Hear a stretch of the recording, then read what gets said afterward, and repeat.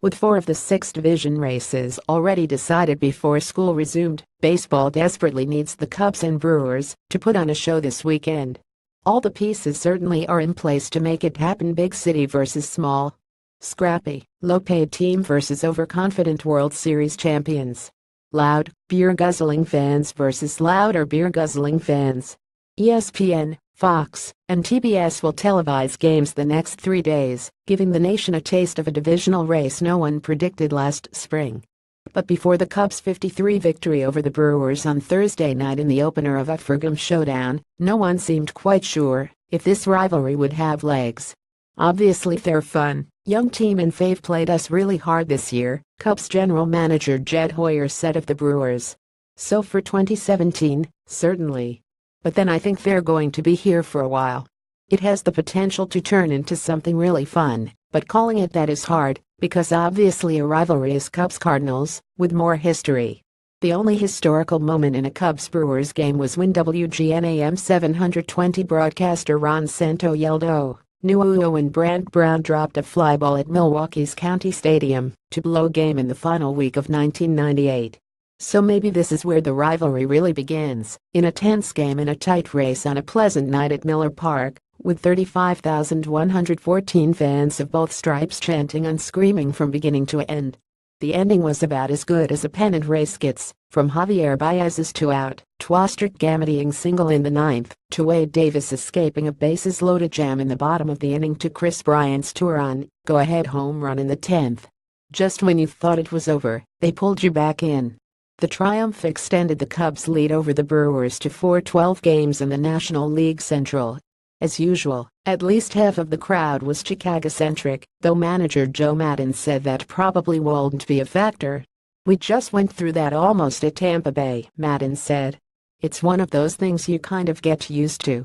You get used to it up here. I want to believe, though, that with the situation in Milwaukee, their fans are going to show up in pretty good numbers here. I just think we like loud. I think we're a little bit like adrenaline junkies with the fact we're used to 40,000 people a night.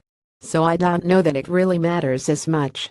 In other words, the Cubs don't mind being hated as there's some real passion involved.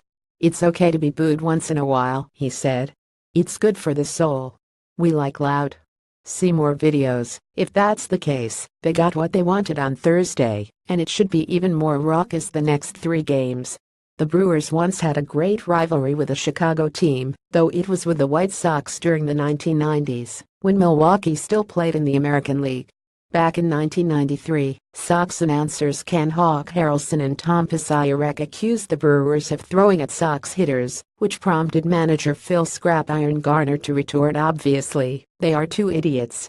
My challenge is for them to come down here, and I'll fight them right now." It didn't happen, but Garner did wind up fighting Sox coach Doug Mansolino. 2 years later, the Sox and Brewers had 2 bench-clearing brawls in less than 1 month, one involving Pat Listich charging the mound after Rob Dibble threw at him, and another that featured a rare, managerial fight in which the Sox's Terry Bevington put Garner in a headlock. Can you imagine the Twitter sphere's reaction if Maddon put Craig Counsell in a headlock? The following year, a newspaper ad for a Sox-Brewers telecast depicted a cartoon Bevington with a giant brain and a thought balloon over his head that read, "I will outsmart Scrap Iron." Bevington blamed the media for blowing the rivalry out of proportion, calling it women's stuff. A couple days later, Sox outfielder Tony Phillips took himself out of a game at County Stadium, went out to the bleachers in his street clothes, and punched out a fan who had been taunting him all night. Now that was a rivalry. This remains a rivalry in progress.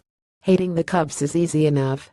But not enough Cubs fans truly dislike the Brewers, with the obvious exception of Ryan Braun. Maybe they'll learn this weekend. Some say it's good for the soul.